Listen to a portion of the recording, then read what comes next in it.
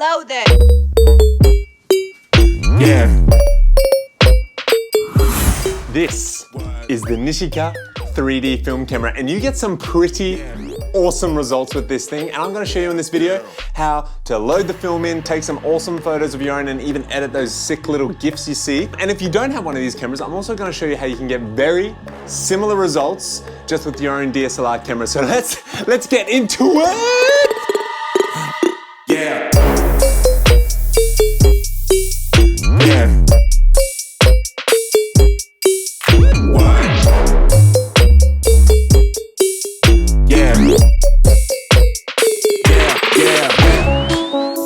The Nishika N8000 3D film camera is a pretty awesome camera. So the first thing you're going to want to do is, once you've picked up your camera, is pick up some film. In here I've got the Fujifilm 400, which is pretty awesome film. I just picked this up because it was in my local camera shop. Don't worry about spending anything too crazy. This is not a good film camera, just so you know. It's more of a gimmick than anything, and kind of Photoshop has made it cool again, but I'll show you that a bit later in the tutorial. So pretty much this camera is from the 1980s. So if you're trying to pick up one of these, just be warned, they're probably used, they're probably old, it's probably a knockoff. There's also an N9000, which is more or less the same thing. So you can pick that up as well, which is pretty awesome. I've got some links below, but just so you know, it's all I could find on Amazon at the time.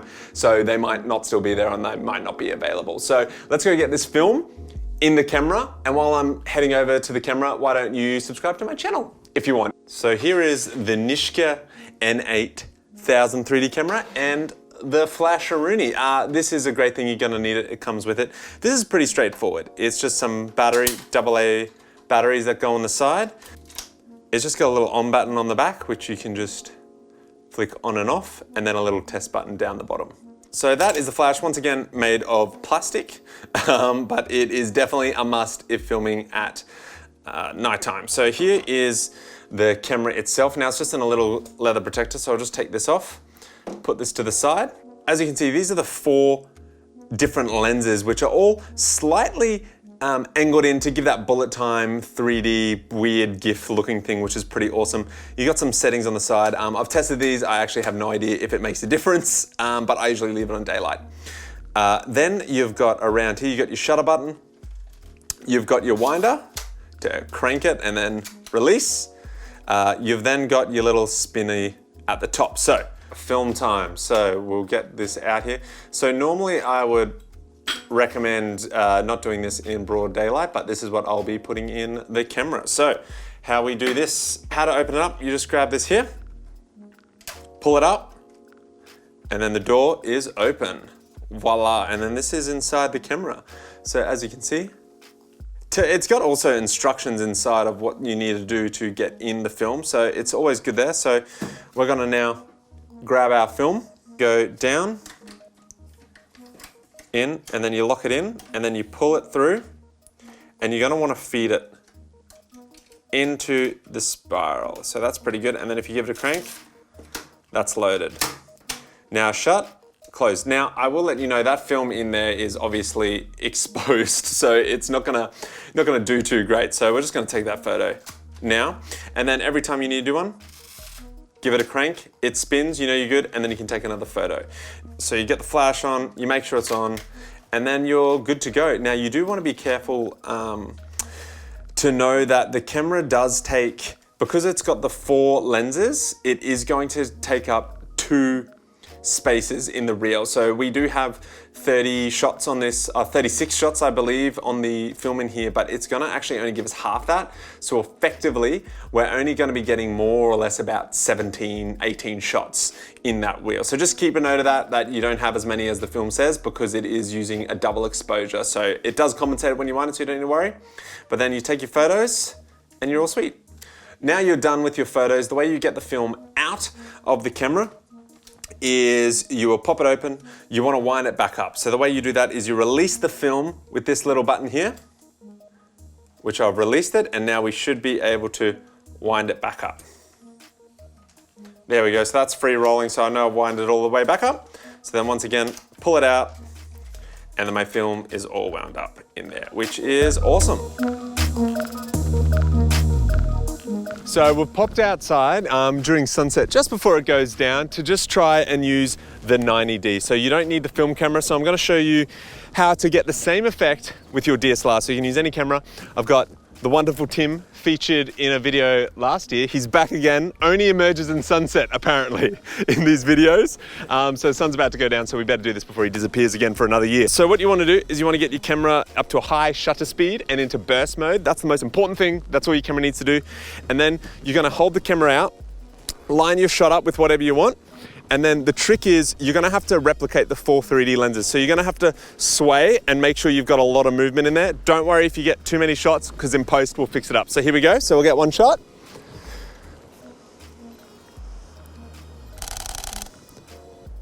Great, that's cool. Tim, do you want to try your hand out again or something different? So creating some foreground will really show the movement. Yeah, that's cool. Those shots have come out pretty cool.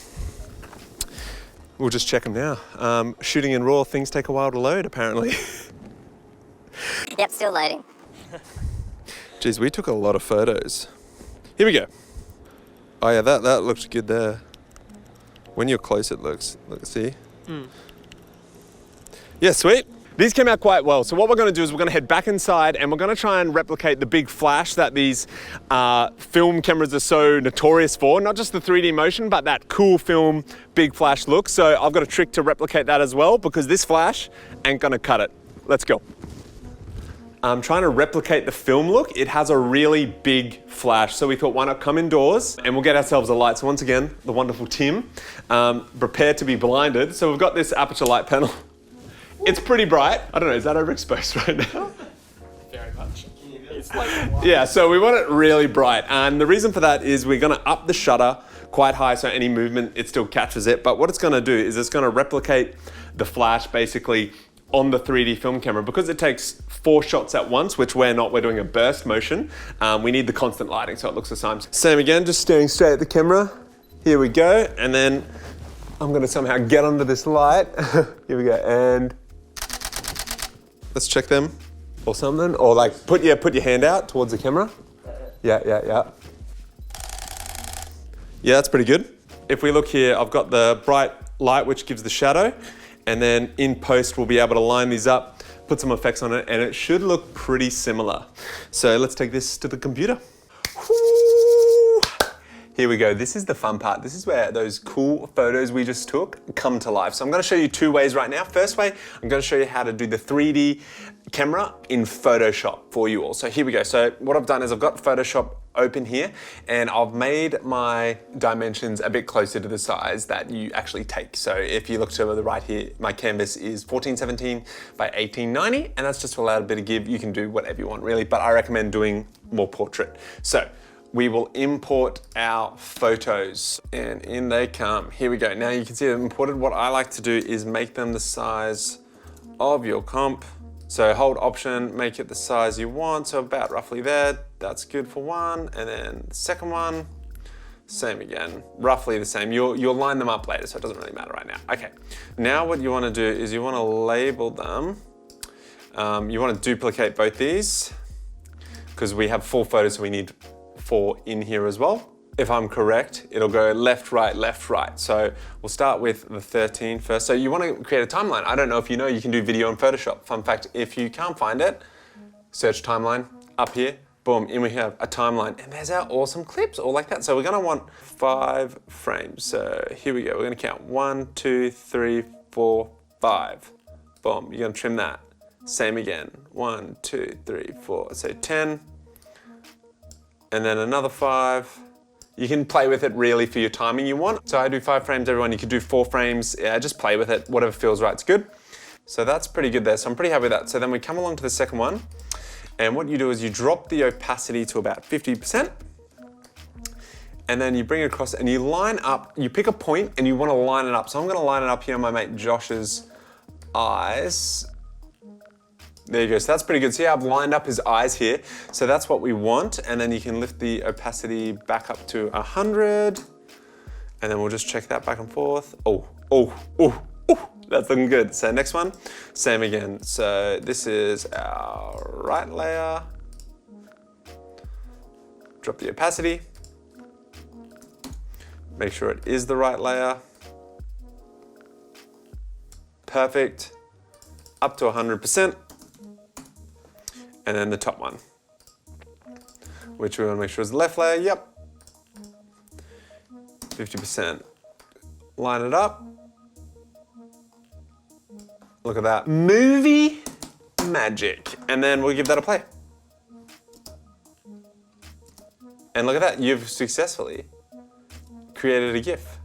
Export and you've made yourself a little GIF. So that's how you do it in Photoshop. But let's jump into Final Cut now, where I'll show you how we did it with our photos. Same principle in any editor. I just want to show you in Final Cut as well so you can learn how to do that. But yeah, it's pretty much more or less the same. I've opened up Final Cut now and I've gone through our photos and I've just chosen 4 to start with. And as you can see, my dimensions, once again, I've made them more of a story mode, more to match the final edit. So these ones are actually, this window here is 1080 by 1920. That's because I'm gonna put these on my story later. So I need to bring them all the videos in here as well. So the 2 quick things. First of all, the GIF we made, if you just go find that, so you drag your GIF in and then you just basically, you can see we got this little white thing that's exported with it. You just crop it out until you get to the right size and then frame it up.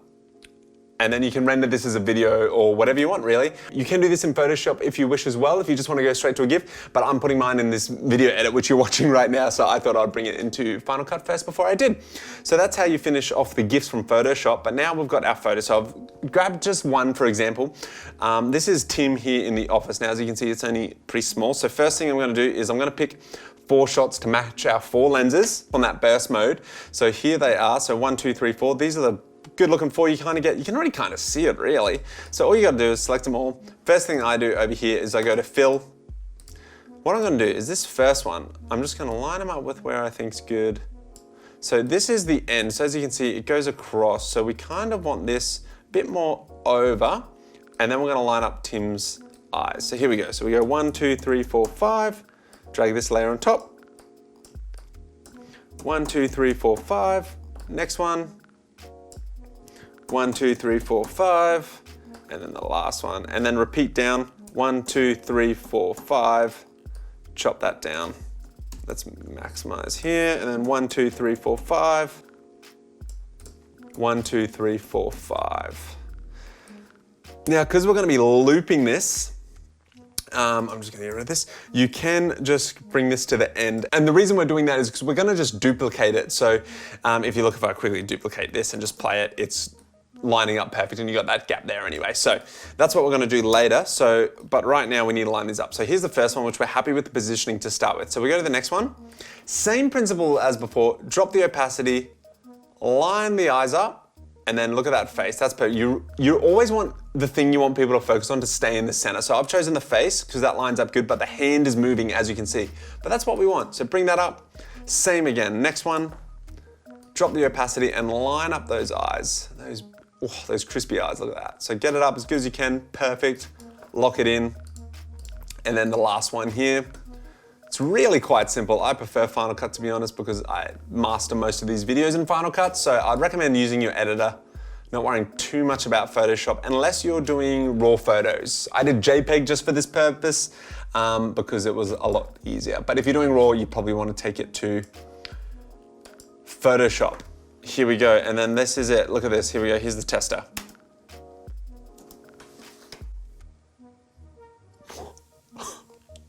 That is fantastic.